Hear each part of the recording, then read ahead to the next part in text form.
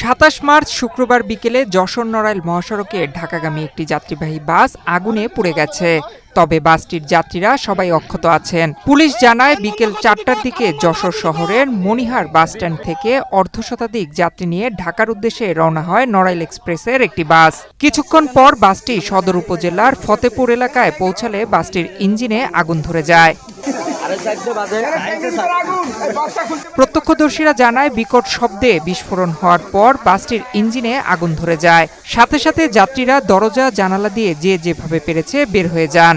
যাত্রীরা সবাই অক্ষত আছেন। দ্রুতই বাসটিতে আগুন ছড়িয়ে পড়ে ও তা দ্রুতই ভস্মীভূত হয়। খবর পেয়ে ফায়ার সার্ভিসের সদস্যরা ঘটনাস্থলে পৌঁছে আধা ঘন্টার চেষ্টায় আগুন নিয়ন্ত্রণে আনে।